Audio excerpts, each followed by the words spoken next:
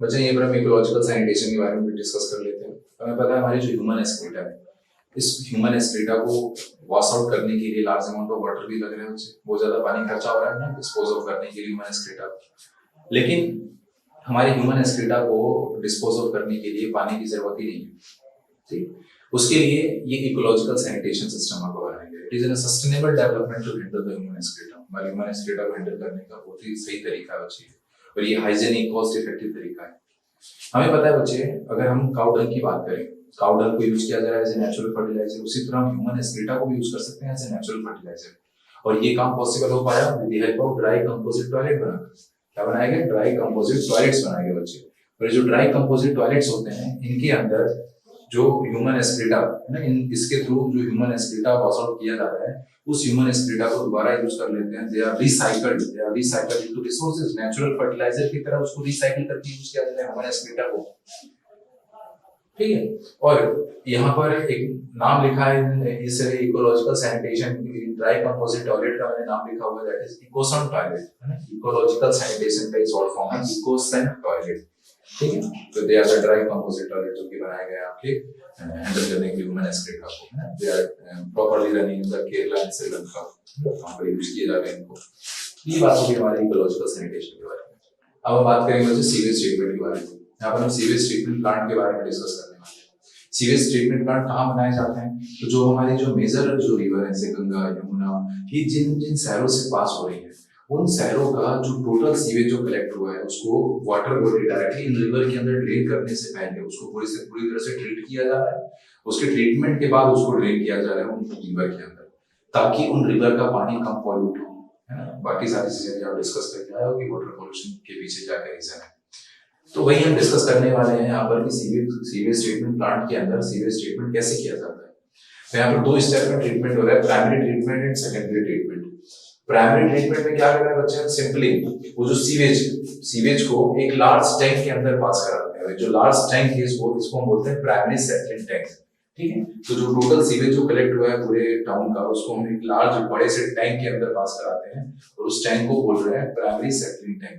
इस सीवेज को बच्चे इस प्राइमरी सेटलिंग टैंक में पास कराने से पहले इनको फिल्टर से पास कराते हैं। फिल्टर्स, बड़े बड़े फिल्टर, जालियां लगी रहती हैं, बड़े बड़े फिल्टर लगे रहते हैं, उन फिल्टर से पास करा रहे हैं सीवेज को बच्चे।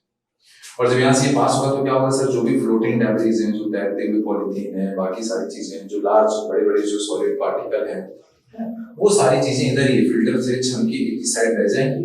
और ये पानी जो इस प्राइमरी सेटलिंग टैंक में जाएगा, उसके अंदर कम से कम जो लार्ज जो फ्लोटिंग डेब्रिस थी और सॉन्ड जो आपके बड़े बड़े जो पत्थर हैं और बाकी रॉक हैं, वो सारी चीजें जो है इधर ही रह जाएंगी आपकी, है। फिर भी सर इस प्राइमरी सेटलिंग टैंक के अंदर जो पानी आया है उसके अंदर अभी भी पॉल्यूटेंट पड़े हैं, पॉल्यूटेंट प्रेजेंट है। ठीक है, तो इसको थोड़ी देर के लिए पानी को यहीं पर छोड़ दिया जाता है। इस प्राइमरी सेटलिंग टैंक के अंदर पानी को छोड़ दिया जाता है। पानी को जब यहाँ पर ऐसे रेस्टिंग कंडीशन में छोड़ दिया जाएगा, तो इसके अंदर जो डिजोल्व्ड आपके जो लार्ज रॉक के पार्टिकल थे, डिजोल्व्ड रॉक के पार्टिकल, ये सारी चीजें वो क्या होंगे बच्चे? सेडिमेंट कर जाएंगे यहाँ पर। तो इस फिल्ट्रेशन के बाद भी इस पानी के अंदर, जो प्राइमरी सेटलिंग टैंक के अंदर जो आपने पानी को डाला है, इसके अंदर अभी भी क्या है सर? अभी भी डिजोल्व्ड आपके यहाँ पर डिजोल्व्ड रॉक पड़े हुए हैं, और बाकी डिजोल्व्ड सॉलिड यहाँ पर सबस्टेंस पड़े हुए हैं यहाँ पर। ठीक है, तो जब इस पानी को थोड़े समय के लिए यहाँ पर छोड़ दिया जाएगा, रेस्टिंग कंडीशन में छोड़ दिया जाएगा, वो सारे जो डिजोल्व्ड सॉलिड पार्टिकल वो सारे सेडिमेंट कर जाएंगे। यहाँ पर ये सब प्रेसिपिटेट आउट हो गए, सारे सेडिमेंट हो गए। और ये जो सेडिमेंट हुआ है यहाँ पर, जिनके अंदर सॉलिड डेब्रिस आपको मिलेगी, सॉलिड डेब्रिस का जो सेडिमेंट हुआ है, इसको हम बोलते हैं प्राइमरी स्लज। प्राइमरी स्लज क्या है सर? ये जो सॉलिड डेब्रिस है उनका सेडिमेंट है ना, वो सेडिमेंट होगी, वही आपके सॉलिड डेब्रिस यहाँ पर प्राइमरी स्लज। और ये जो पानी बचा है, इस पानी को आपने बोल दिया प्राइमरी इफ्लुएंट। ठीक है, अब इस पानी के अंदर क्या नहीं है सर? इसके अंदर जो डिजोल्व्ड सॉलिड पार्टिकल थे, सॉलिड्स डेब्रिस थी, वो सब इस पानी के अंदर नहीं है। ठीक है, तो अब इस प्राइमरी इफ्लुएंट को हम पास कराते हैं दूसरे बड़े टैंक के अंदर, उस टैंक को हम बोल रहे हैं एरेशन टैंक। ठीक है, अब हम आगे सेकेंडरी ट्रीटमेंट। ठीक है, प्राइमरी ट्रीटमेंट हो गया। इस प्राइमरी ट्रीटमेंट में कहीं ना कहीं आपने ये फिल्टर लगा कर तो ट्रीटमेंट किया बच्चे, और सेडिमेंटेशन के थ्रू, एक तो फिल्टर के थ्रू किया, दूसरा यहाँ पर सेडिमेंटेशन करा दिया। ठीक है, इसलिए ये जो हमारी प्राइमरी ट्रीटमेंट है, इसको हम बोलते हैं फिजिकल ट्रीटमेंट। इसको हम क्या बोल रहे हैं? Physical treatment. प्राइमरी ट्रीटमेंट को हमने बोल दिया फिजिकल ट्रीटमेंट, फिल्ट्रेशन करा दें, सेडिमेंटेशन करा दें। उसके बाद इस प्राइमरी इफ्लुएंट को पास कर दिया हम लोगों ने सेकेंडरी ट्रीटमेंट के लिए, और सेकेंडरी ट्रीटमेंट के लिए सबसे पहले किसके अंदर पास किया हम लोगों ने, एरेशन टैंक के अंदर पास किया। भाई ये बड़े बड़े टैंक है आपके, वो बोल रहा है एरेशन टैंक के अंदर पास किया। इस एरेशन टैंक के अंदर क्या होता है, इस एरेशन टैंक के अंदर हम कंटिन्यूअसली इस पानी को इसमें डाला गया है प्राइमरी इफ्लुएंट को, इसको कंटिन्यूअसली हिलाते रहते हैं, एजिटेट करते रहते हैं, और इसके अंदर रिच ऑक्सीजन सप्लाई प्रोवाइड की जाती है ना, रिच ऑक्सीजन सप्लाई इसके अंदर प्रोवाइड की जा रही है। ऐसा क्यों किया जा रहा है, क्योंकि इसके अंदर जो आपका एरेशन टैंक है, इस एरेशन टैंक के अंदर उस ऑक्सीजन को कंज्यूम करके यहाँ पर बैक्टीरिया और फंजाई ग्रो करेंगे, है ना। वो बैक्टीरिया और फंजाई जब ग्रो करती है यहाँ पर, तो वो ये मेस लाइक स्ट्रक्चर बना देती है। बैक्टीरिया जो है, वो जो फंजाई क्या होते हैं, फिलामेंटस होते हैं, तो फंजाई का जो फिलामेंटस पार्ट है उसके साथ बैक्टीरिया एसोसिएट होकर ये मेश लाइक स्ट्रक्चर बनाते हैं। जो मेश लाइक स्ट्रक्चर बना है, दिस इज कॉल्ड फ्लॉक्स। क्या बोल रहे हैं, मेश लाइक स्ट्रक्चर क्या बोल रहे हैं, फ्लॉक्स बोल रहे हैं, ठीक। तो ये फ्लॉक्स आपके यहाँ पर डेवलप हो गए, कहां पे, हमारे एरेशन टैंक के अंदर। और इस एरेशन टैंक में हमने क्या पास किया बताइए, आपने इस प्राइमरी इफ्लुएंट को पास किया। अब ये बैक्टीरिया और फंजाई के जो मासेस, जिसको आप फ्लॉक्स बोल रहे हैं, ये अपना नेचुरल तरीके से, नेचुरली जो इनका काम है, क्या काम है नेचुरली इनका सर, डिकम्पोजिशन कराना है। जो यहाँ का ऑर्गेनिक मटेरियल होगा, जो डिसॉल्व्ड कोलोइडल ऑर्गेनिक मटेरियल जो यहाँ पर है, उन ऑर्गेनिक मटेरियल को ये बैक्टीरिया और फंजाई यहाँ पर यूटिलाइज करेंगे। और जब इसको ये यूटिलाइज करेंगे तो उस दौरान क्या होगा सर, जितना ज्यादा ये यूटिलाइज करेंगे उतना ही ज्यादा यहाँ का जो डिसॉल्व्ड ऑर्गेनिक मटेरियल वो कम होता चला जाएगा। हमारी बात समझ में, डिसॉल्व्ड ऑर्गेनिक मटेरियल कम हो रहा है मतलब यहाँ का बायोलॉजिकल ऑक्सीजन डिमांड कम होता चला जाएगा इस पानी का। क्यों, क्योंकि इसके अंदर डिसॉल्व्ड ऑर्गेनिक मटेरियल कम होते जा रहे हैं। कौन यूज कर रहा है डिसॉल्व्ड ऑर्गेनिक मटेरियल को, ये हमारे डिकम्पोजर, इनको एब्जॉर्ब कर रहे हैं, एसिमिलेट कर रहे हैं। तो इस तरीके से लंबा काम चल रहा है। समझ में आया आपको क्यों कंटिन्यूअसली यहाँ पर आप रिच ऑक्सीजन सप्लाई दे रहे हैं, ताकि यहाँ पर ऑक्सीजन सप्लाई हैम्पर ना हो। क्योंकि ये जब काम करेंगे तो इनको ऑक्सीजन चाहिए होगा, एरोबिक कंडीशन में काम कर रही है, तो इनको कंटिन्यूअसली ऑक्सीजन सप्लाई मिलती रहे, इसलिए हम ये कंटिन्यूअसली यहाँ पर ऑक्सीजन सप्लाई प्रोवाइड कर रहे हैं। अब क्या होगा सर, अब इस पानी को तब तक ट्रीट करेंगे जब तक इस पानी का बीओडी कम ना हो जाए, बायोलॉजिकल ऑक्सीजन डिमांड कम ना हो जाए। क्योंकि बायोलॉजिकल ऑक्सीजन डिमांड कम हो गया मतलब इसके अंदर के जो ऑर्गेनिक मटेरियल्स है वो कम हो गए, पॉल्यूटेंट्स कम हो गए, यहाँ पर डिस्कस किया हम लोगों ने। और जब इस पानी का बीओडी कम हो जाएगा, इसके पॉल्यूटेंट्स जब कम हो जाएंगे, तब इस पानी को उठा के नेक्स्ट टैंक के अंदर हम सेंड कर देते हैं। उस टैंक को हमने क्या बोला यहाँ पर, सेकेंडरी सेटलिंग टैंक। ये हमारा सेकेंडरी सेटलिंग टैंक है। तो ये जो आपका पूरा पानी है, जब इसका बीओडी कम हो गया तो इसको पास कर दिया हम लोगों ने सेकेंडरी सेटलिंग टैंक। क्यों बोला इसको सेटलिंग टैंक, क्योंकि यहाँ पर इस सेकेंडरी सेटलिंग टैंक में क्या करेंगे, इस पानी को थोड़े समय के लिए छोड़ दिया जाएगा ऐसे। उससे क्या होगा, ये जो आपके फ्लॉक्स हैं, जो बैक्टीरिया और फंजाई के जो ग्रुप है, जो फिलामेंटस है, इन्होंने जो एसोसिएशन बनाया है, वो फ्लॉक्स यहाँ पर सेडिमेंट कर जाएंगे बच्चे, और उससे क्या बनेगा यहाँ पर, सेकेंडरी या फिर एक्टिवेटेड स्लज बन गया। किसको बोला आपने, सेकेंडरी और एक्टिवेटेड स्लज। इसमें क्या होगा, इसमें हमारे वो बैक्टीरिया और फंजाई का जो मासेस है वो मिलेगा, उसमें आपको फ्लॉक्स मिलेंगे आपको, ठीक है। तो दे आर कॉल्ड सेकेंडरी और एक्टिवेटेड स्लज। बोल दिया हमने इनको, चलिए ठीक है, सेकेंडरी और एक्टिवेटेड स्लज आपका बन गया। अब क्या करेंगे सर, अब ये जो सेकेंडरी और एक्टिवेटेड स्लज आपका बना हुआ है, अब इसको, इस जिसको आप एक्टिवेटेड स्लज बोल रहे हैं बच्चे, इस एक्टिवेटेड स्लज को यहां से उठा के एक दूसरे टैंक में डाल दें, और इस टैंक को हम बोल रहे हैं activated sludge digester. Activated sludge digester. उसके पहले क्या करेंगे, उसके पहले ये जो आपका पानी है यहाँ पर, है ना, सेडिमेंट कर गया ये तो, और ये जो पानी ऊपर बचा इसको आप बोल रहे हो सेकेंडरी इफ्लुएंट, ठीक है। जैसे प्राइमरी सेटलिंग टैंक के अंदर प्राइमरी इफ्लुएंट बोला, यहाँ पर आप उस पानी को बोलोगे सेकेंडरी इफ्लुएंट। और इस पानी को क्या करेंगे सर, इस पानी को उठा के डाल दिया जाएगा वाटर बॉडी के अंदर। इसको हमने रिवर में इंट्रोड्यूस कर दिया डायरेक्टली, क्योंकि ये पानी अब इसका बीओडी कम हो चुका है, मतलब इसमें पोल्यूटेंट बहुत कम है। अब इसको वाटर बॉडी के अंदर इंट्रोड्यूस किया जा सकता है, ठीक है। तो इसको उठाकर हम लोगों ने वाटर बॉडी के अंदर इंट्रोड्यूस कर दिया इस वाटर को, ठीक है। चलिए, और ये जो आपका सेकेंडरी और एक्टिवेटेड स्लज है, जो ये आपके सेडिमेंट की है, जो फ्लॉक्स का सेडिमेंटेशन है, इसका क्या होगा, इसको फिर हम ट्रांसफर करते हैं नेक्स्ट हमारे एक्टिवेटेड स्लज डाइजेस्टर में, ठीक है। तो इसको आपने एक्टिवेटेड स्लज डाइजेस्टर, जिसको आप बोल रहे हो एनारोबिक स्लज डाइजेस्टर भी आप उसको बोल रहे हैं, वहां इसको पास करेंगे। और इस टैंक के अंदर एनारोबिक बैक्टीरिया पाई जा रही है ना, एनारोबिक बैक्टीरिया पाई जाती हैं, जो कि क्या करेंगे, एनारोबिक कंडीशन में हमारे जो फ्लॉक्स हैं, जो आपकी बैक्टीरिया जो फंजाई हैं, इनका डिकम्पोजिशन करेंगे, इनको डिग्रेड करेंगे, इनको डिकम्पोज करेंगे। और इस काम के दौरान इन फ्लॉक्स को, इन बैक्टीरिया फंजाई को डिग्रेड करने के दौरान ये एनारोबिक जो बैक्टीरिया यहाँ पर प्रेजेंट है इस एनारोबिक स्लज डाइजेस्टर में, वो कुछ इन्फ्लामेबल गैसेस प्रोड्यूस कर रही है, जिसको हम बोल रहे हैं बायोगैस। इस दौरान ये बायोगैस प्रोड्यूस होगी, ठीक है। बायोगैस का कंपोजिशन आपसे पूछा जाता है, क्या क्या कंपोजिशन होता है बायोगैस का, क्या क्या मिलता है इसमें आपको। इसमें आपको मिलेगा methane, H2S, CO2, this is the composition of your biogas. ठीक है, तो ये सारी चीजें यहाँ पर बन रही, बायोगैस यहाँ पर प्रोड्यूस होगा और इस बायोगैस को फिर यूज कर लेंगे हम सर इन्फ्लामेबल है सर, इसको खाना पकाने के लिए यूज किया जा रहा है सर, लाइट्स के यूज कर रहे हैं, बहुत सारे यूज हैं। तो ये बायोगैस ऐसे हम लोगों ने प्रोड्यूस कर लिया यहाँ पर। ठीक, और ये जो आपने सेकेंडरी ट्रीटमेंट के बारे में जो जो डिस्कस किया है यहाँ पर, किसके थ्रू आप ट्रीटमेंट कर रहे हो सर, बायोलॉजिकल ऑर्गेनिज्म के थ्रू, यहाँ पर माइक्रोब्स के थ्रू अपना काम करवा रहे हैं। ठीक है, so it is called secondary treatment को हम बोलते हैं बायोलॉजिकल ट्रीटमेंट। सेकेंडरी ट्रीटमेंट को क्या बोल रहे हैं, बायोलॉजिकल ट्रीटमेंट, क्योंकि यहाँ पर नेचुरल प्रोसेस के थ्रू, माइक्रोब्स के थ्रू डिग्रेड करा के अपना काम कर रहे हैं। So it is called biological treatment. ठीक है, अब देखिए जो सेकेंडरी इफ्लुएंट यहाँ पर बना है, इस सेकेंडरी इफ्लुएंट को या तो वाटर बॉडी में इंट्रोड्यूस कर दो, या फिर इसका क्या किया जाता है, इसका टर्शियरी ट्रीटमेंट किया जाता है। चलिए इसका टर्शियरी ट्रीटमेंट कर रहे हैं।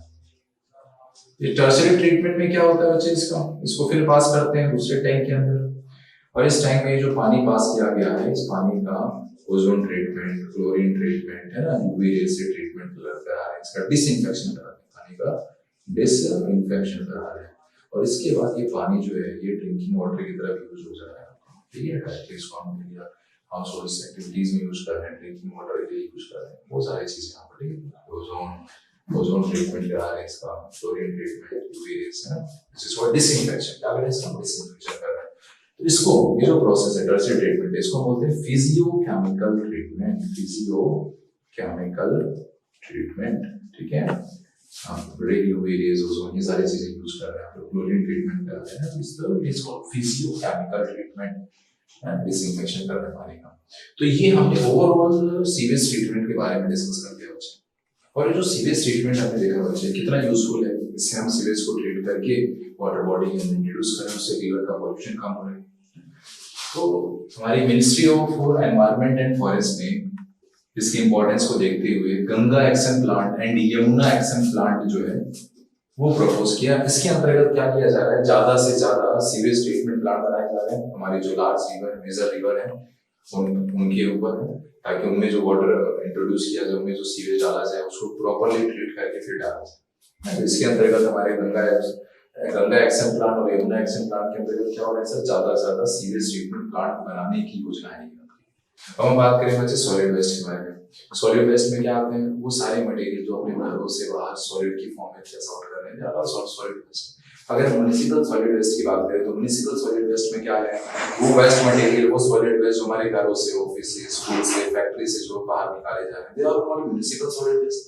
इसमें क्या है, जैसे घरों से, स्कूल से, फैक्ट्री से क्या बाहर आ रहा है, तो फूड पार्टिकल हो गए, टेक्सटाइल हो गए, कॉटन हो गया, प्लास्टिक हो गया, these all are solid waste. अगर हम इनके मैनेजमेंट की बात करें तो जो प्रॉपर मैनेजमेंट है बच्चे सॉलिड वेस्ट को, उसके लिए क्या करना चाहिए, सॉलिड वेस्ट को हमें 3 कैटेगरी में पहले डिवाइड कर देना चाहिए। रिसाइक्लेबल कौन सा है, रिसाइक्लेबल कौन सा है, बायोडिग्रेडेबल एंड नॉन बायोडिग्रेडेबल। ठीक है, तो सबसे पहले क्या कर दिया हम लोगों ने कि इनको पहले आप लोग क्लासिफाई कर दो, जितने भी सॉलिड वेस्ट आपके घरों में निकले हैं उनको पहले आप क्लासिफाई कर दो 3 ग्रुप में। रिसाइक्लेबल कौन से हैं, बायोडिग्रेडेबल कौन है, नॉन बायोडिग्रेडेबल कौन है। जो रिसाइक्लेबल वाले हैं उनको उठाकर दे दीजिए, कबाड़ी वाले जो आते हैं, रेक पिकर्स आ रहे हैं, कबाड़ी वाले उनको उठाकर दे दीजिए। जो आपके बायोडिग्रेडेबल वाले हैं उनको क्या किया जाए सर, उनको गड्ढे खोद के उसमें डाल दिया जाए, ऊपर से उस पर मिट्टी डाल दी जाए। बायोडिग्रेडेबल है, थोड़े समय के अंदर वहां के जो भी माइक्रोब्स हैं उनको डिग्रेड कर दें, खत्म हो गया। जो आपके नॉन बायोडिग्रेडेबल वाले उनकी अगर बात करें तो ऐसे जो भी सॉलिड वेस्ट है इनका यूज ही कम होना चाहिए। ठीक है, इनको अवॉइड करें, सबसे प्रॉपर तरीका तो ये इनको अवॉइड किया जाए। ठीक है, अगर हम बात करें प्लास्टिक, सबसे बड़ा जो नॉन बायोडिग्रेडेबल जो हमारा वेस्ट आता है सामने निकल के, दैट इज प्लास्टिक। तो क्या करें सर, जब हम मार्केट जाए, बाजार जाए तो सर घर का बना हुआ खाना लेकर जाए, यूज ही नहीं हो रहा, प्रोड्यूस ही नहीं होगा, फिर दिक्कत ही दूर हो गई। तो ये तो प्रॉपर बात होगी सर, कैसे मैनेज किया जाए। दूसरा, इन म्युनिसिपल सॉलिड वेस्ट की अगर बात करें तो क्या किया जाता है, इनका मेनली जनरली इनको इकट्ठा करके एक जगह पे जला दिया जाता है, दिया जनरली बर्न।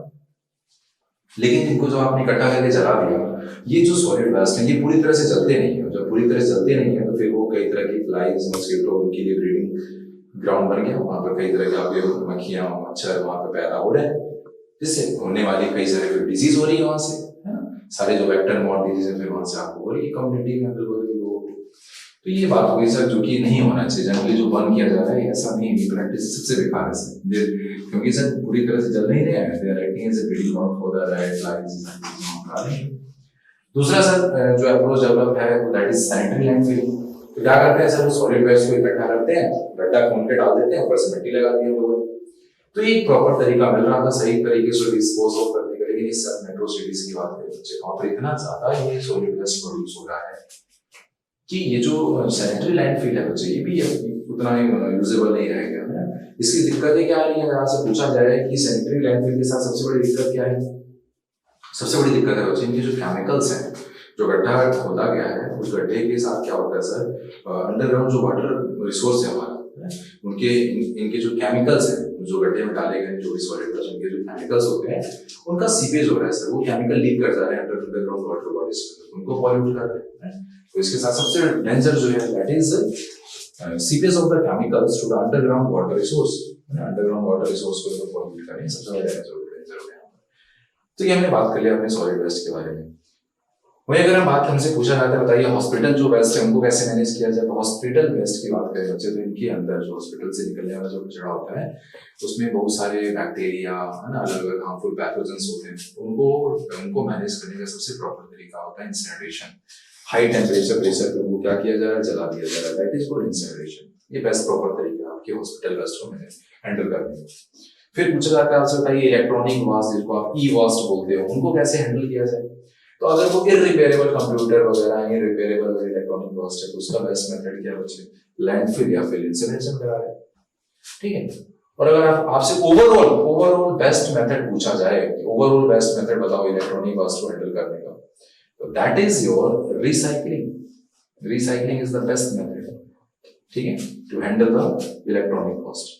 तो ये हमने सॉलिड वेस्ट के बारे में जो चीजें हमसे पूछी जाती हैं वो डिस्कस कर लेंगे, ठीक है। तो हमारी एनसीईआरटी का एक केस है, डिस्कस कर लेते हैं इसको। Case study of the remedy for the plastic waste. तुम्हें पता है बच्चे कि जो प्लास्टिक वेस्ट है, प्लास्टिक सबसे बड़ी प्रॉब्लम है बच्चे आज के समय के लिए, क्योंकि it is a non biodegradable waste है ना, और सबसे ज्यादा फ्रीक्वेंटली यूज हो रहा है, हमारे डेली वर्क में यूज हो रहा है। तो इस प्रॉब्लम को डील करने के लिए एक बहुत ही अच्छा प्रोसेस डेवलप किया हमारे बैंगलोर बेस्ड कंपनी ने। वहां के जो ओनर थे बच्चे अहमद खान, इनकी कंपनी में कई सालों से प्लास्टिक के बोरे बनाए जाते थे, प्लास्टिक के सैक बनाए जाते थे वहां पर।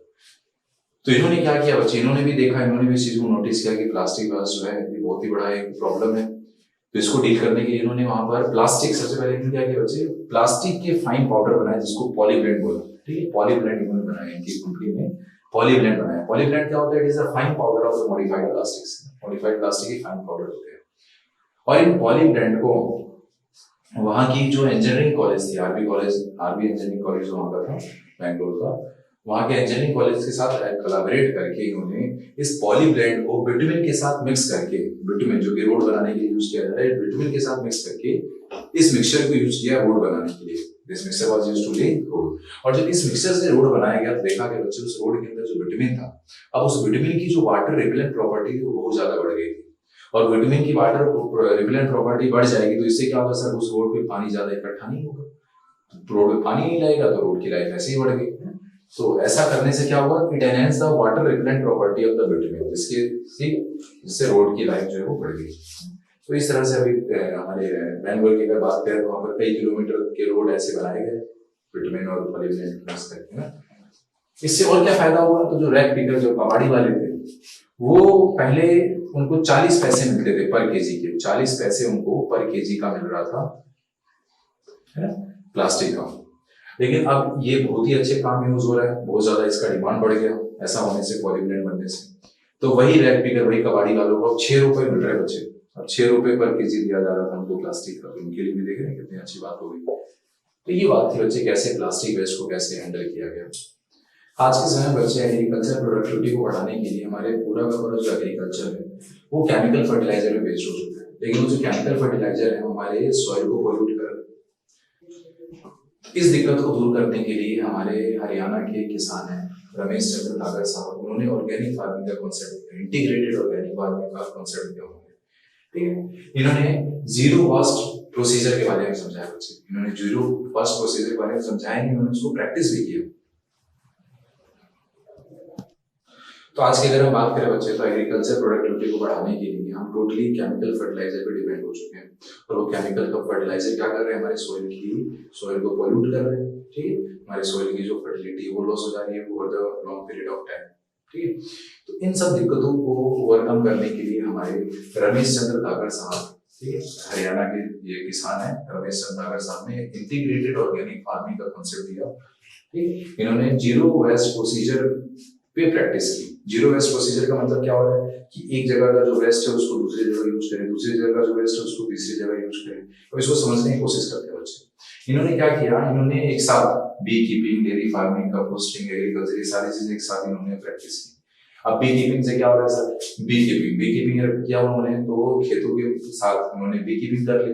अब क्या होगा सर, वो जो बी है, पता है पॉलिनेटर होते हैं, वो जाकर घूम के पॉलिनेट करेंगे तो प्रोडक्टिविटी उससे बढ़ रही है। और उसी के साथ साथ उन्होंने हनी भी प्रोड्यूस करा लिया वहां पर। ठीक है, तो यहाँ से देख रहे हैं कहीं ना कहीं इधर प्रोडक्टिविटी बढ़ गई, उधर उन्होंने हनी भी प्रोडक्शन हो गया। दूसरी बात डेयरी मैनेजमेंट भी किया उन्होंने। डेयरी मैनेजमेंट में क्या किया सर, उन्होंने जो गाय रखी, जो उन्होंने गाय और बाकी, ठीक है। दूसरा उन्होंने क्या किया, डेयरी मैनेजमेंट का इसी में कॉन्सेप्ट रखा उन्होंने, उसके साथ डेयरी मैनेजमेंट भी की। डेयरी मैनेजमेंट में क्या किया सर, उन्होंने जो भी कैटल्स जो उन्होंने रखे हैं, उन कैटल्स का जो डंग प्रोड्यूस हो रहा है, कैटल डंग, उस कैटल डंग को क्या कर रहे हैं, एज अ नेचुरल फर्टिलाइजर की तरह यूज कर रहे हैं। और उनका जो मिल्क प्रोड्यूस हो रहा है वो खुद कंज्यूम कर रहे हैं। ठीक है, तो इस तरह से उनका जो वास्ट प्रोडक्ट है, उनका जो वास्ट है, कहाँ यूज हो गया सर, वो फील्ड में यूज हो गया। और उस फील्ड में यूज करके उन्होंने उससे जो क्रॉप उगी है, उस क्रॉप के साथ क्या किया सर, उस क्रॉप को, उनका जो अनाज है उसको घर पे यूज कर लिया। ठीक है, वो यूज हो गया ह्यूमन काइंड के लिए। दूसरा बात सर, उनका जो उस अनाज के जो वास्ट हुए उसको यूज कर लिया हम लोगों ने कैटल को फीड करने के लिए। और बाकी जो वास्ट बचा उसको वहीं जला दिया, तो वो फर्टिलाइजर का काम कर रहा है आपकी सॉइल के लिए। आई बात समझ, इस तरह से जीरो वेस्ट मैनेजमेंट, कोई वेस्ट बचा ही नहीं। कहाँ कोई वेस्ट बच ही नहीं रहा बच्चे। देखिए आपका डेयरी जो उन्होंने मैनेजमेंट किया, डेयरी फार्मिंग जो की उन्होंने, उसमें जो कैटल का जो वास्ट था उसको यूज कर रहे हो नेचुरल फर्टिलाइजर की तरह। आपके फील्ड का जो वास्ट है उसको कैटल खिला दे रहे हैं, वहीं जला दिया, और फर्टिलाइजर की तरह काम कर रहे हैं। तो this is all about, this is what we call zero waste procedure. और इस जीरो वेस्ट प्रोसीजर से क्या हो रहा है बच्चे, एक का जो वेस्ट है उसको दूसरी जगह यूज हो रहा है। मतलब कुछ भी चीज खराब नहीं जा रहा, मतलब जो भी रिसोर्स आपके पास है उनका मैक्सिमम यूटिलाइजेशन आप कर पा रहे हैं।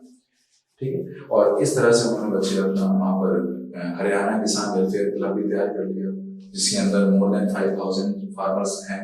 इसके अंदर वो भी इस प्रैक्टिस को फॉलो कर रहे हैं।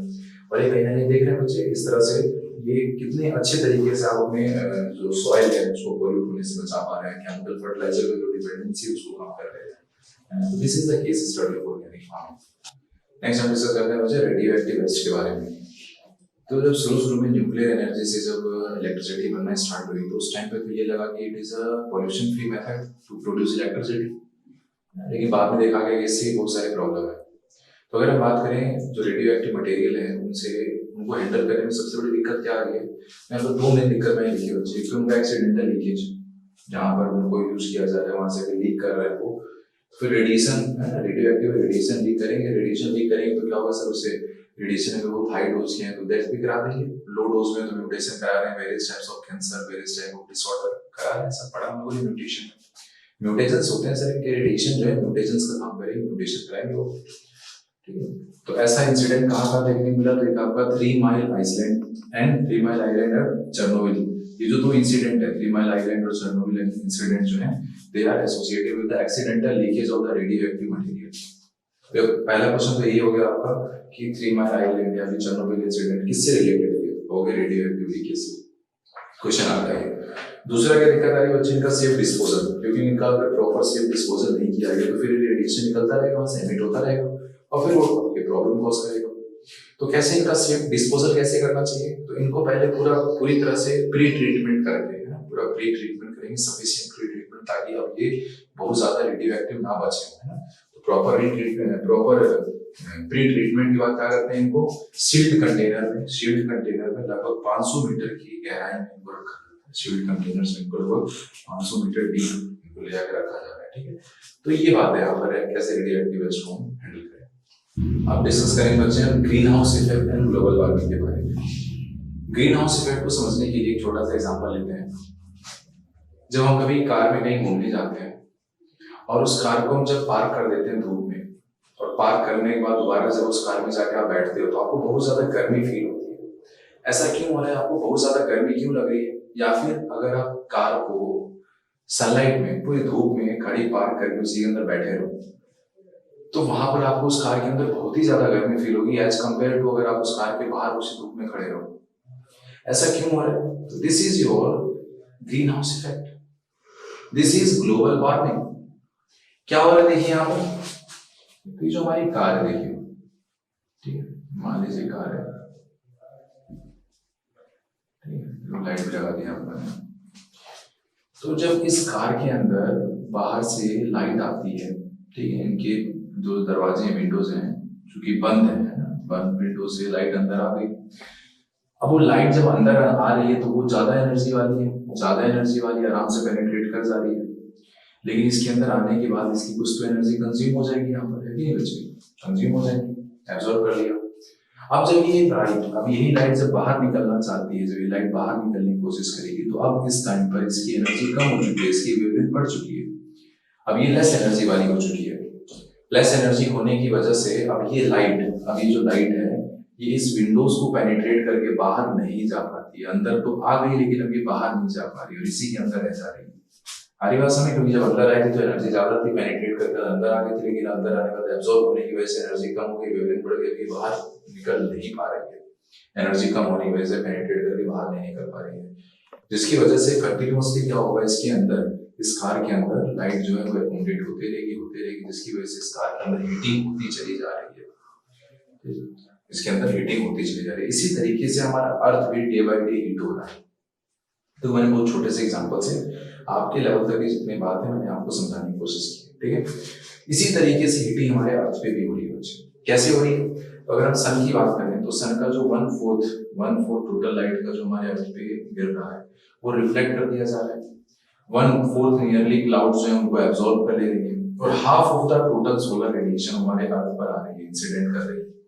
अर्थ के सरफेस पे स्ट्राइक करने के बाद क्या हो रहा है बच्चे, हमारे अर्थ की सरफेस पे कुछ एब्जॉर्ब होगा, ठीक, फिर हमारी अर्थ की सरफेस से जब ये लाइट री एमिट होती है तो ये इंफ्रारेड की फॉर्म में री एमिट होती है, इंफ्रारेड की फॉर्म में री एमिट हो रही है। इंफ्रारेड मतलब क्या हुआ सर, वेवलेंथ बढ़ गई, वेवलेंथ बढ़ गई मतलब एनर्जी कम है, हमारी बात समझ में। और इन लाइट्स को हमारी अर्थ की सरफेस के अराउंड कुछ गैसेस का क्लाउड है जिनको हम बोल रहे हैं ग्रीन हाउस गैसेस। इस ग्रीन हाउस गैसेस में कौन आ रही है आपकी, carbon dioxide, methane, chlorofluorocarbon, N2O। Composition लिखा हुआ है इसमें, कार्बन डाइऑक्साइड 60% है, मीथेन 20% है, CFC 14% है, N2O 6% है। इसके अलावा कुछ और भी गैसेस हैं, SO2, ozone, water vapour, NO2, ये भी सारी चीजें हैं। लेकिन मेनली जो हमारे एनसीईआरटी के हिसाब से उन्होंने इन गैसेस के बारे में मेंशन किया हुआ है, उनको कैसे यूज करना है, इन गैसेस को कैसे यूज करना है वो ऑप्शन समझाएगा आपको, ठीक है। ऑप्शन में क्या दिया उस हिसाब से आप यूज कर सकते हैं, ये भी ग्रीन हाउस इफेक्ट में कंट्रीब्यूट कर रहे हैं, ठीक है। तो इनकी जो पूरी लेयर बनी हुई है, क्या करते हैं, जब ये लाइट एमिट होती है तो इस लाइट को एब्जॉर्ब कर ले रहे हैं, बाहर जाने नहीं दे रहे हैं, बाहर जाने सरफेस से बाहर जाने नहीं दे रहे हैं, एब्जॉर्ब कर ले रहे हैं। एब्जॉर्ब करने के बाद दोबारा से इसको री एमिट कर रहे हैं अर्थ की सरफेस पे, जिसकी वजह से कंटिन्यूअसली हमारी अर्थ का जो टेम्परेचर है वो बढ़ता चला जा रहा है, क्योंकि कंटिन्यूअसली लाइट बाहर निकल नहीं पा रही ना, अंदर जो आ रही है बाहर निकल नहीं पा रही है कंटिन्यूअसली यहाँ पर, ठीक है। कंटिन्यूअसली री एमिट होने की वजह से एब्जॉर्ब कर रहे हैं, री एमिट कर रहे हैं, एब्जॉर्ब कर री एमिट कर रहे हैं, जिसकी वजह से कंटिन्यूअसली हमारे अर्थ का टेम्परेचर बढ़ता हुआ चला जा रहा है। इसी को हम बोल रहे हैं बच्चे green house effect. This is global warming, यही है ग्लोबल वार्मिंग बच्चे, ना किस तरीके से अर्थ का टेम्परेचर बढ़ता जा रहा है, दिस इज ग्लोबल वार्मिंग है। और इसकी अगर हम बात करें जो ग्लोबल वार्मिंग मैंने आपको समझाया है ना, दिस इज जो ग्रीन हाउस इफेक्ट के बारे में हमने बात किया बच्चे, अगर ये ग्रीन हाउस इफेक्ट ना होता, अगर ये ग्रीन हाउस इफेक्ट ना होता तो हमारे अर्थ का टेम्परेचर कितना रहता, इससे हमारा अर्थ का टेम्परेचर होता -18 डिग्री सेल्सियस। इस ग्रीन हाउस इफेक्ट के होने की वजह से हमारे अर्थ का जो एवरेज टेम्परेचर है वो 15 डिग्री सेल्सियस आ रहा है, ठीक है। और इस ग्लोबल वार्मिंग की वजह से, ठीक है, लास्ट 30 ईयर में अगर देखें, लास्ट 3 डिकेड के अंदर 6 डिग्री सेल्सियस हमारे अर्थ का टेम्परेचर बढ़ गया है। और ये जो ग्रीन हाउस गैसेस में CO2 जो है आपको, ठीक, CO2 का और मीथेन सबसे ज्यादा है, तो इन CO2 और मीथेन को ही बोल देते हैं ग्रीन हाउस गैसेस, इनको ही बोल देते हैं commonly they are called green house gases, CO2 और मीथेन, एग्जैक्टली लिखते हैं, ठीक, क्योंकि कंपोजिशन सबसे ज्यादा है इनका। नेक्स्ट, इस ग्लोबल वार्मिंग की वजह से बच्चे हमारे एनवायरनमेंट में भी डिलीटेरियस चेंजेस देखने को मिल रहे हैं, बहुत हार्मफुल चेंजेस हो रहे हैं हमारे एनवायरनमेंट के अंदर। जैसे कि आपका ये एल नीनो इफेक्ट है। एल नीनो इफेक्ट बच्चे ये ड्रॉट एंड फ्लड के लिए रिस्पॉन्सिबल होता है। एल नीनो इफेक्ट क्या कर रहा है, ड्रॉट एंड फ्लड कंडीशन आ रहा है। ठीक है, बहुत ज्यादा डिटेल में देखने की जरूरत नहीं है, वैसे मैं आपको डिस्कस कर लूंगा, इंटरेस्टिंग सी कहानी मैं आपको बताऊंगा बाद में। ठीक है, वहीं अगर बात करें जो ग्लोबल वार्मिंग है, इसकी वजह से जो टेम्परेचर इंक्रीज हो रहा है, ग्लोबल वार्मिंग की वजह से जो टेम्परेचर इंक्रीज हो रहा है, इससे क्या हो रहा है सर, जो पोलर आइस है, पोल्स पे जो आइस है उनकी मेल्टिंग हो रही है। उन पोल्स पे आइस की मेल्टिंग की वजह से क्या हो रहा है, हमारी जो रिवर है उनका, उनके अंदर वाटर ज्यादा आ रहा है, ओशन का लेवल राइज कर रहा है। ओशन का लेवल राइज करने की वजह से जो कोस्टल एरिया वो डूब जा रही है, मतलब फ्लड की कंडीशन आ रही है पोलर आइस की मेल्टिंग की वजह से। क्यों हो रहा है, क्योंकि टेम्परेचर बढ़ रहा है। तो ये सारी चीजें मुझे लग रही है किस तरह से अफेक्ट कर रहा है अपने एनवायरनमेंट को। अब बात आती है इसको कैसे कंट्रोल किया जाए, ग्लोबल वार्मिंग को कैसे कंट्रोल किया जाए। तो ग्लोबल वार्मिंग को कंट्रोल करने का तरीका हमारे पास है, ट्रीज की प्लांटिंग की जाए बच्चे, डिफोरेस्टेशन कम किया जाए, ट्रीज की प्लांटिंग। ये जो आपका CO2 है, देखिए यहाँ पर CO2 के बढ़ने से CO2 फर्टिलाइजिंग इफेक्ट देखने को मिल रहा है बच्चे। CO2 फर्टिलाइजिंग इफेक्ट, इसका क्या मतलब है, तो हमें पता है सर जो हमारे C3 प्लांट है, C4 की तो बात कमी करें, C3 की बात करें, C3 plant increased CO2 concentration को रेस्पॉन्ड करते हैं। अगर CO2 कंसंट्रेशन बढ़ेगी तो वो रेस्पॉन्ड करेंगे, फोटोसिंथेसिस ही बढ़ा देंगे। तो ये CO2 कंसंट्रेशन बढ़ने से जो फर्टिलाइजेशन, सॉरी फोटोसिंथेसिस जो बढ़ रहा है, this is called CO2 fertilising effect है। तो बात आती है कैसे कंट्रोल किया जाए, मैंने बताया आपको, प्लांटिंग ट्रीज, ट्री को प्लांटिंग किया जाए। ट्री की प्लांटिंग करेंगे तो क्या करेगा सर, ये जो एक्सेस आपका जो CO2 प्रोड्यूस हो रहा है उसको यूटिलाइज करेंगे लोग, है उससे आपका लेवल कम होगा, सारी चीजें। डिफोरेस्टेशन कम किया जाए, ह्यूमन पॉपुलेशन को कम किया जाए, ह्यूमन पॉपुलेशन की जो ग्रोथ है उसको स्लो किया जाए, क्योंकि ह्यूमन पॉपुलेशन बढ़ेगा तो फिर सारी चीजें इंक्रीज होने वाली, फिर नहीं रोका जा सकता है ना। Next, improving the efficiency of energy usage. चलिए डिस्कस कर लेते हैं बच्चे ओजोन डिप्लीशन के बारे में। अभी मैंने जो आपको सेकेंडरी पॉल्यूटेंट के बारे में बताया, वहां पर हमने ओजोन के बारे में बात किया था कि ओजोन भी आपका एक तरह का सेकेंडरी पॉल्यूटेंट बन रहा था, वहां पर पैन प्लस ओजोन है ना। तो वो जो ओजोन अगर आपके ट्रोपोस्फियर में, तो इसको बोलते हैं बैड ओजोन, क्योंकि अलग अलग तरह की दिक्कत कॉज कर रहा है, पहले डिस्कस कर चुके हैं। लेकिन यही जो ओजोन स्ट्रेटोस्फियर में प्रेजेंट होता है, इसको वहां पर हम बोल रहे हैं गुड ओजोन। ये जो ओजोन है एक तरह का शील्ड की तरह काम कर रहा है, प्रोटेक्शन प्रोवाइड कर रहा है। किस चीज से, तो हमारे अर्थ के अंदर एंटर करने वाले जो हाई एनर्जी वाले जो रेडिएशन वेव्स हैं, हाई रेडिएशन जो यूवी रेज हैं, उनको ये एब्जॉर्ब कर ले रहा है, हमारी अर्थ पे नहीं आने दे रहा है। तो एक तरह से हमें शील्ड की तरह, शील्ड प्रोटेक्शन प्रोवाइड कर रहा है हमारे अर्थ के सरफेस को। ठीक है, इस ओजोन लेयर की थिकनेस की अगर हम बात करें तो लगभग 3 mm थिकनेस होती है इस ओजोन लेयर की। पोल्स पे बात करें तो 4 mm थिकनेस मिल रही है हमें। और ये कंटिन्यूअसली स्ट्रेटोस्फीयर में जो ओजोन है, वो 3 ओजोन है, वो कंटिन्यूअसली टूटता और बनता रहता है। वो 2 में टूट गया, प्लस नेसेंट ऑक्सीजन प्रोड्यूस हुआ, फिर से जुड़कर फिर ओजोन में, ये रिवर्सिबल प्रोसेस है, ये चल रहा है कंटिन्यूअसली। लेकिन due to human activities, refrigerators जो है उनसे क्लोरोफ्लोरोकार्बन रिलीज हो रहा है, और वो क्लोरोफ्लोरोकार्बन जो रिलीज हो रहा है रेफ्रिजरेटर से, वो जब हमारे नेचर में इंट्रोड्यूस हो रहे हैं, तो उन क्लोरोफ्लोरोकार्बन से, उनके इंट्रोडक्शन से क्या हो रहा है बच्चे, ये नेसेंट क्लोरीन प्रोड्यूस कर रहे हैं। और इनसे जो क्लोरीन प्रोड्यूस हो रहा है, ये क्या कर रहा है बच्चे, नेसेंट क्लोरीन इस ओजोन से रिएक्ट करके इसको O2 में कन्वर्ट कर दे रहा है। और फिर इन्होंने जो इसका नेसेंट ऑक्सीजन जो बाइंड किया है, नेसेंट क्लोरीन के साथ नेसेंट ऑक्सीजन जो बाइंड हुआ है, ये फर्दर जाकर इस दूसरे जो आपका नेसेंट ऑक्सीजन है, इससे जाकर ये देखिए बाइंड हो गया, और इसने यहाँ पर बना दिया O2। और O2 तो स्टेबल होता है, फिर ये O2 तो ऑक्सीजन नेसेंट ऑक्सीजन में टूटेगा नहीं, तो स्टेबल मॉलिक्यूल बन गया है।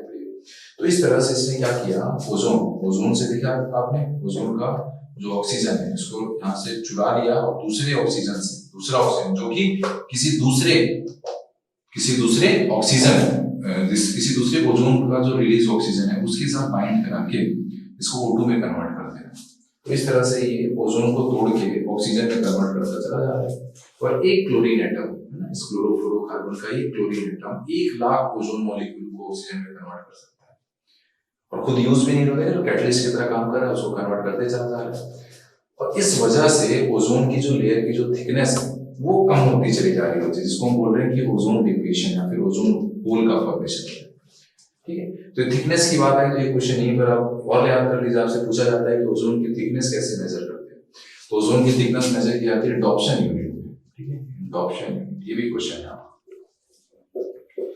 तो ये डॉप्सन यूनिट में मेजर की जा रही है thickness of the ozone layer, thickness of ozone layer.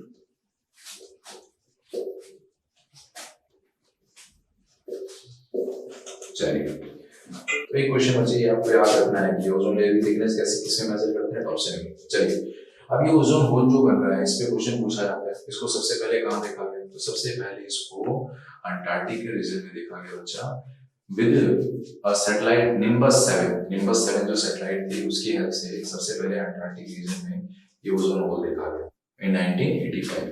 ठीक है, तो सबसे पहले ओजोन होल कब डिस्कवर हुआ? In 1985 by Nimbus 7 satellite in Antarctic region. और ये अंटार्कटिक रीजन में ओजोन होल जो है, ओजोन जो होल है ये हर साल बन रहा है। फिर इस पे क्वेश्चन आ जाता है कब बनता है हर साल ये? तो ड्यूरिंग ईच ईयर ये अंटार्कटिक रीजन में हर साल ये ओजोन होल बन रहा है बच्चे, between late August and early October. ये टाइमिंग हो गई, लेट अगस्त और अर्ली अक्टूबर के बीच में हर साल ये अंटार्कटिक रीजन में ओजोन होल जो है इसका फॉर्मेशन हो रहा है। ठीक, अब एक क्वेश्चन और आपसे यहाँ से पूछ लिया जाएगा कि अगर ये ओजोन लेयर जब डिप्लीट हो जाएगी तो उससे दिक्कत क्या आ रही है हमें? ओजोन लेयर डिप्लीट हो जाएगी तो जो हार्मफुल रेडिएशन जिनको ये एब्जॉर्ब कर ले रहे थे, हमारे अर्थ की सरफेस में एंटर नहीं होने दे रहे थे, हमारे अर्थ की सरफेस में एंटर होंगे, और जब हमारे अर्थ की सरफेस में वो हार्मफुल रेडिएशन जब एंटर होंगे तो उससे क्या क्या दिक्कतें आ रही है? तो ये मैंने पहले डिस्कस कर लिया, मैंने पहले आपसे बताया था यूवीए, यूवीबी, यूवीसी के बारे में बताया था आपको। ठीक है, तो यूवीबी से होने वाले सारे दिक्कतें मैंने पहले बताई थी। कॉजल डैमेज होता है skin cell, skin cancer, melanoma, skin cancer colour है, जेरोडर्मा पिगमेंटेशन है, स्किन डिसऑर्डर है, ये हो रहा है आपकी इन यूवीबी की वजह से। कॉर्निया यूवीबी को एब्जॉर्ब कर ले रही है जिसकी वजह से इन्फ्लेमेशन हो जा रहा है कॉर्निया पर, जिससे कि स्नो ब्लाइंडनेस, कैटरैक्ट, ये सारी कंडीशन देखने को मिल रही है। तो ये is highly harmful to the humans है, जो यूवीबी एंटर हो जा रही है ओजोन होल बनने की वजह से। ठीक है, अब बात आती है सर अंटार्कटिक रीजन में क्यों बार बार दिख रहा है, क्यों अंटार्कटिक रीजन की बात कर रहे हो? क्योंकि पोल्स में ठंडी एरिया में क्लोरोफ्लोरोकार्बन का कंसंट्रेशन सबसे ज्यादा होता है, इनका कलेक्शन सबसे ज्यादा कहां हो रहा है? ठंडी एरिया में। तो पोल्स पे कलेक्ट हो रहा है, वहीं पर ओजोन होल काम कर रहा है। और ओजोन डिप्लीशन होने की वजह से जो दिक्कतें आ रही है उन सब चीजों को देखते हुए एक यहाँ पर ट्रीटी साइन की गई जिसको हम बोलते हैं मॉन्ट्रियल प्रोटोकॉल वो साइन टू कंट्रोल, किस चीज को कंट्रोल करने के लिए सर? उन एजेंट्स को जो कि ओजोन लेयर को डिप्लीट कर रहे हैं। तो ओजोन लेयर को डिप्लीट करने वाले जो केमिकल्स हैं, सब्सटेंस हैं, वो कम से कम रिलीज हो हमारे एनवायरनमेंट में, उसको कंट्रोल करने के लिए ये मॉन्ट्रियल प्रोटोकॉल साइन किया गया। पूछा जाता है कब साइन किया गया? तो कहेंगे सर इन 1987। और ये इफेक्टिव कब हुआ? ये इफेक्टिव इन 1989। तो याद रखेंगे बच्चे, ये क्वेश्चन आपसे पूछा जाता है मॉन्ट्रियल प्रोटोकॉल कब साइन हुआ? 1987 में। इफेक्टिव कब हुआ? 1989 में। दोनों क्वेश्चन आते हैं। हमारे नेचुरल रिसोर्सेज का जो पॉल्यूशन हो रहा है बच्चे, उनका जो डिग्रेडेशन हो रहा है वो केवल पॉल्यूटेंट्स की वजह से नहीं हो रहा है। अगर हम अपने नेचुरल रिसोर्सेज का प्रॉपर यूटिलाइजेशन ना करें, उनको प्रॉपरली मेंटेन ना किया जाए, तो उसकी वजह से उनका डिग्रेडेशन हो रहा है। ठीक है, वही हम यहाँ पर डिस्कस करने वाले हैं, degradation by improper resource utilisation and maintenance. तो जो रिसोर्सेज उनका इम्प्रॉपर यूटिलाइजेशन और उनके मेंटेनेंस ना होने की वजह से जो उनका डिग्रेडेशन हो रहा है उसके बारे में डिस्कस करेंगे। एनसीईआरटी की बात करें तो 2 पॉइंट्स में समझाया गया है इनको। First is soil erosion and desertification and second is waterlogging and soil salinity. अगर हम बात करें अपने सॉइल की, तो हमारी जो सॉइल है उसका जो टॉप मोस्ट लेयर है, वही टॉप मोस्ट लेयर सबसे फर्टाइल लेयर होती है जहां पर प्लांट ग्रो कर रहे हैं, और इस टॉप मोस्ट फर्टाइल लेयर को बनने में बहुत साल लग जाते हैं। लेकिन हम क्या कर रहे हैं सर? ड्यू टू ओवरग्रेजिंग होने की वजह से क्या हो रहा है सर? जो सॉइल की सरफेस पे जो भी वेजिटेशन है उनको रिमूव कर दिया गया। अब ये सॉइल क्या है? डायरेक्ट कांटेक्ट में आ गई एनवायरनमेंट में। इससे क्या होगा? जब यहाँ पर रेनफॉल होगी तो रेनफॉल का जो वाटर है उस रेनफॉल के वाटर के साथ क्या होगा? ये टॉप मोस्ट सॉइल जो है ये बह के यहाँ से निकल जा रही है, जिसको हम बोलते हैं सॉइल इरोजन। क्या बोले इसको हम? Soil erosion. और इस सॉइल इरोजन की वजह से क्या हो रहा है? जो टॉप मोस्ट सॉइल है, जो टॉप मोस्ट फर्टाइल सॉइल है, वो यहाँ से हटके रिमूव कर दी गई।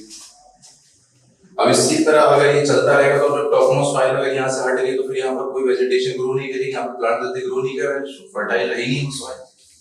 ठीक है, तो ऐसे ही क्या होगा सर? ऐसे ही अगर कई सारे जो लैंड एरिया, इसी तरीके से कई सारी लैंड एरिया जब आपकी कैसी हो गई सर? फर्टाइल हो गई, इनकी फर्टिलिटी लॉस हो गई, तो ऐसे ही कई सारी लैंड एरिया जब for the large period of time ऐसा चलता रहा, वैसे क्या होगा? जब कई सारी लैंड एरिया से बन जाएंगे और जब ये फ्यूज कर जाएंगे तो इनके फ्यूजन से क्या हो जाएगा, इनके फ्यूजन से कंप्लीट एक डेजर्ट बन जाएगा। ठीक है, डेजर्ट बन गया यहाँ पर। This is called desertification. ठीक, तो सॉइल इरोजन एंड डेजर्टिफिकेशन ये क्यों हो रहा है? Due to the improper utilisation. ठीक है, इनकी प्रॉपर मेंटेनेंस नहीं करना, इसकी वजह से हो रहा है ये सब। उसी तरह हमारा ये वाटर लॉगिंग, अगर हम बात करें, खेतों में क्या किया, पानी चला दिया, खेतों में पानी चला दिया, लेकिन अगर प्रॉपर ड्रेनेज नहीं है, ठीक है, वो जो क्रॉप फील्ड है वहां से प्रॉपर अगर ड्रेनेज नहीं है, पानी का निकलने का रास्ता नहीं, तो पानी ऊपर इकट्ठा होगा।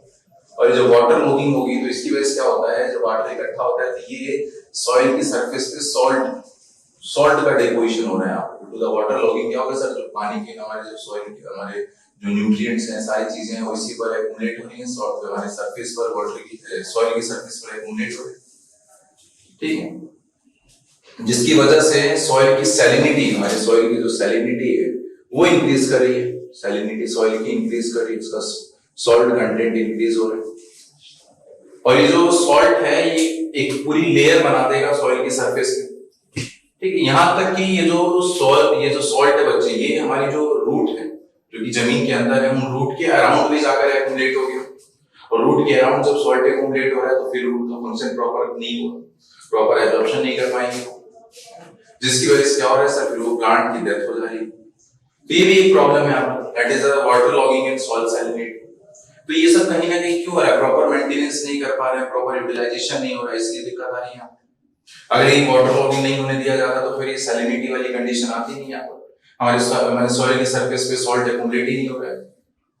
ठीक है, तो ये सब जो डिग्रेडेशन है, जो नेचुरल रिसोर्सेज का जो डिग्रेडेशन हो रहा है, it is due to the improper resource utilisation and maintenance. चलिए बच्चा, हम सबसे मेजर कॉज के बारे में बात करेंगे जो कि हमारे बायोडायवर्सिटी की लॉस के पीछे है, दैट इज डिफोरेस्टेशन। पेड़ों को काटा जा रहा है, फॉरेस्ट जो है पूरे फॉरेस्ट उसको कट कर दिया जा रहा है, उसको प्लेन में कन्वर्ट कर दिया जा रहा है, फैक्ट्रियां लगाई जा रही है, घर बनाया जा रहा है।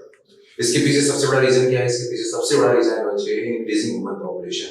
ह्यूमन की पॉपुलेशन जो day by day alarming rate से जो इंक्रीज हो रही है, इसको फीड कराने के लिए, इसको सस्टेन कराने के लिए हमें क्या चाहिए सर? लैंड एरिया चाहिए।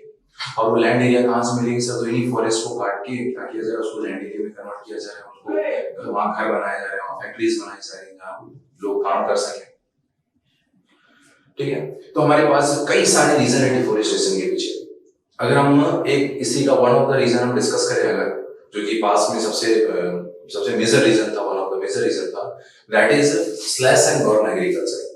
ठीक, तो पहले के लोग क्या करते थे, जो जंगलों में रह रहे हैं वो क्या करते थे, वो किसी एक जगह की जो एरिया है, एक जगह का जो पर्टिकुलर जो फॉरेस्ट एरिया है, उसको क्या करते थे, वहां के पेड़ काट देते थे। वहां के पेड़ काटने के बाद वो जो राख होती थी वो सॉइल में मिल गई, फर्टिलाइजर काम कर रही हो, उन्होंने वहां पर अपने क्रॉप उगाई। क्रॉप उगाने के बाद जब देखा वहां की जो ऐसे उगाते चले गए, फिर फर्टिलिटी उस वाले की जब डाउन हो गई, तो फिर क्या किया उन्होंने, उस एरिया को छोड़कर दूसरे एरिया को में मूव कर गए, दूसरे एरिया मूव कर गए, दूसरे एरिया में वही कर रहे हैं क्या, वहां के सारे पेड़ काट दिए, खेती की वहां पर, वहां की सॉइल जब फिर वहां की फर्टिलिटी कम हुई तो उसको छोड़कर नेक्स्ट एरिया मूव कर गए। तो ये काम कर रहा है, that is called slash and burn agriculture. ठीक है, पहले पेड़ काटा, जलाया, फिर वहां पर एग्रीकल्चर और क्रॉप उगाई। तो ये पहले के समय में क्या था, पॉपुलेशन कम थी, तो ये यहाँ पर इसकी वजह से बहुत बड़ा हार्म नहीं हो रहा था, इसलिए वो लोग कर रहे थे इसको। बहुत बड़ा हार्म क्यों नहीं हो रहा था? क्योंकि जिस एरिया को वो छोड़कर जाते थे उस एरिया को सफिशिएंट टाइम मिलता था। उस टाइम में क्या होता था, दोबारा से वहां पर फॉरेस्ट, वहां पर दोबारा से पेड़ तैयार हो जाते थे। अरे बात समझ। लेकिन आज के समय में due to the increase in population बहुत तेजी से बढ़ रही है, जिसकी वजह से इस पर्टिकुलर एरिया से जहां से वो लोग फार्मिंग खेती करके जा रहे हैं बच्चे, वहां के पेड़ काट कर जला के, फिर उस एरिया में आने के लिए पहले बहुत ज्यादा टाइम मिलता था, तो दोबारा वहां पर पेड़ आ गए, फिर से कोई दिक्कत नहीं है ना, पूरा सिस्टम ने अपने आप को रिपेयर कर लिया। लेकिन यहाँ पर क्या है, इतना टाइम, सफिशिएंट टाइम नहीं मिल रहा उस लैंड एरिया को कि दोबारा से वहां पर पेड़ आ सके, जिसकी वजह से बहुत मेजर और लॉस हो रहा है। और इसकी वजह से क्या हो रहा है, कंप्लीट पूरा डिफोरेस्टेशन होता चला जा रहा है, वहां के पेड़ हमेशा के लिए खत्म होते चले जा रहे हैं। और इसी तरीके से मैंने पहले बताया था, और ये डिफोरेस्टेशन ऐसे चलता रहा, छोटी लैंड एरिया ऐसे कटती चली गई, तो जब ऐसी लैंड एरिया, जब कई सारे land area, patches of land area मिलती हैं, इससे क्या होता है, बोलते हैं डेजर्ट क्रिएट हो गया, दैट इज कॉल्ड डेजर्टिफिकेशन। तो अगर फास्ट रेट से डिफोरेस्टेशन चलता रहा ऐसे, क्या हो जाएगा, डेजर्ट में कन्वर्ट हो जाएगी पूरी एरिया। तो ये सब दिक्कत है यहाँ पर। ठीक है, तो ये मैंने लिखा हुआ है यहाँ पर, डिफोरेस्टेशन के पीछे one of the major reason that is the slash and burn agriculture, इसको हम जूम कल्टीवेशन बोलते हैं। और क्या होती है जूम कल्टीवेशन, वो मैंने आपको बता दिया। ठीक है, ठीक है। अपने अगर इंडिया की बात करें, हमारे इंडिया में क्या बच्चे 20वीं सेंचुरी की स्टार्टिंग में 30% लैंड एरिया जो थी वो फॉरेस्ट कवर्ड थी। लेकिन अब अगर हम बात करें at by the end of the 20th century केवल 21.54% एरिया जो है लैंड कवर बची हुई। ठीक है, और ये जो अलार्मिंग रेट्स की जो चल रहा है बच्चे ने दिक्कत चली जाती है, that is due to deforestation. पेड़ को काटा जा रहा है इसलिए लैंड और ये फॉरेस्ट जो है वो लैंड में कन्वर्ट होते चले जा रहे हैं, वहां फैक्ट्रियां चल रही हैं, बाकी सारी चीजें की जा रही हैं, वहां उसको फार्म लैंड में कन्वर्ट किया जा रहा है।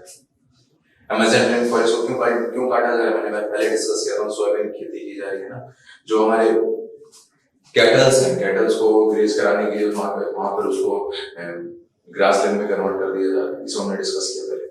इंडिया की जो नेशनल फॉरेस्ट पॉलिसी है इसके हिसाब से अगर देखें, इनका क्या कहना है कि 33% फॉरेस्ट कवर्ड होनी चाहिए प्लेन्स के अंदर एरिया। ठीक है, प्लेन जो है, ठीक है, प्लेन में 33% वहां की जो लैंड एरिया है वो फॉरेस्ट कवर्ड होनी चाहिए, और हिल्स में 67% जो लैंड एरिया है वो फॉरेस्ट कवर्ड होनी चाहिए। तब जाकर प्रॉपर सारी चीजें साइकिलिंग चलेंगी और हमारा इकोसिस्टम जो है मेंटेन रहेगा। ठीक है, ये अगर हम बात करें हमारे डिफोरेस्टेशन की बात करें तो डिफोरेस्टेशन की वजह से क्या क्या दिक्कतें आ रही हैं, क्या क्या घटना हो रहे हैं यहाँ पर। It causes the loss of biodiversity, बिल्कुल सही बात है सर। वहां के फॉरेस्ट पेड़ काट दिया आपने, पेड़ काटने से तो पहले प्लांट की डाइवर्सिटी कम हुई और प्लांट की डेथ हो रही है ना, दूसरी बात सर उन पे फीड करने वाले जो अलग अलग एनिमल्स हैं पूरी साइकिल डिस्टर्ब हो रही है। इसके साथ साथ जो हाइड्रोलॉजिकल साइकिल है यहाँ की वो डिस्टर्ब हो रही है। ठीक है, रेन की और ये सारी चीजें जो है हाइड्रोलॉजिकल साइकिल ये सब डिस्टर्ब हो रही है। It causes the soil erosion करा है, बिल्कुल सही बात है सर। प्लेन पेड़ कट गए तो हमारी जो लैंड है एंड वो एक्सपोज्ड होगी, पूरी एक्सपोज्ड होगी तो फिर क्या होगा सर, वहां पर पानी जब गिरेगा, रेनफॉल होगी तो अपने साथ भाग लेकर चला जाएगा top most soil, that is the soil erosion. और अगर ये एक्सेस में, ठीक है, अगर डिफोरेस्टेशन बहुत एक्सेसिवली होगा तो इसकी वजह से क्या हो जाएगा, it will lead to the desertification. ठीक है, तो ऐसे कई सारे डिफोरेस्टेशन करते चले गए, कई सारी लैंड एरिया कन्वर्ट होती चली छोटी छोटी, तो ये मिलेंगी तो कंप्लीट पूरा क्या हो जाएगा, will lead to the desertification हो जा रहा है। ठीक, तो हमने बात किया जाए डिफोरेस्टेशन के बारे में बात किया, इससे कैसे ओवरकम किया जाए।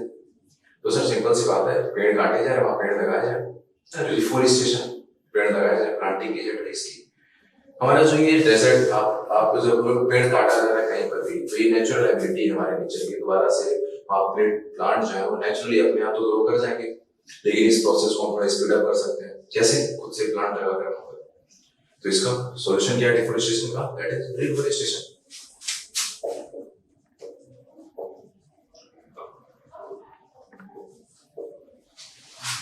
तो अब डिस्कस कर लेते हैं बच्चे फॉरेस्ट कंजर्वेशन के बारे में, किस तरीके से अपने फॉरेस्ट को कंजर्व किया जाए।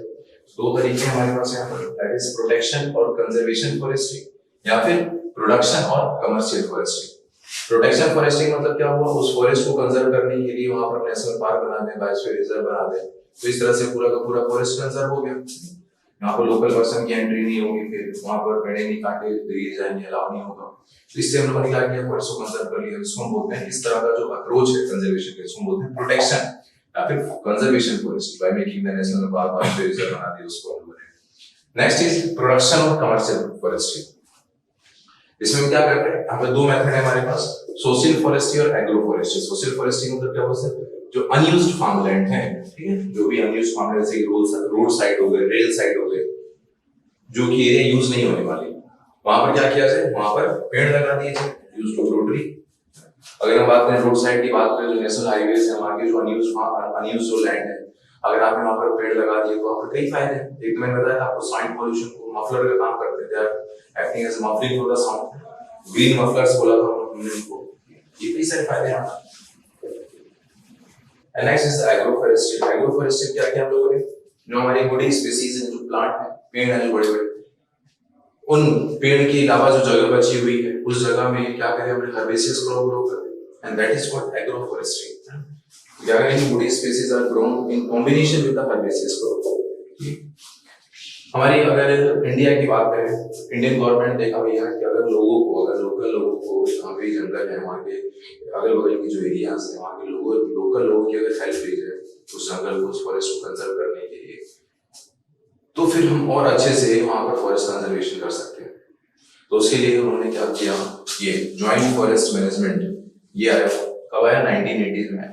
तो पहले तो याद रखना है ज्वाइंट फॉरेस्ट मैनेजमेंट कब आया, 1980 में। इसके अंतर्गत क्या स्कीम बनाई गई, लोगों को बोला गया भैया जो लोकल लोग हैं वहाँ के, उनको बोला गया कि आप अपने जंगलों को कंजर्व कीजिए, और जंगलों को आप कंजर्व कर रहे हैं और उनको कंजर्वेशन के लिए उनका क्या फायदा है, जंगलों को कंजर्व करें उनका क्या फायदा, तो बोला गया भैया यहाँ से जंगल से निकलने वाला जो भी प्रोडक्ट है, जैसे लकड़ियां हैं, मेडिसिन हैं, गम्स हैं, जो भी चीजें ऐसे फ्रूट हैं, जो भी आप उसको यूज कीजिए और इससे फॉरेस्ट को कंजर्व कीजिए। तो that is the approach of joint forest management. तो इसके अंदर इसके थ्रू हम लोगों ने लोकल लोगों को इन्वॉल्व करके फॉरेस्ट को कंजर्व करने का तरीका याद रखना है। कब आया? 1980 से। ठीक है।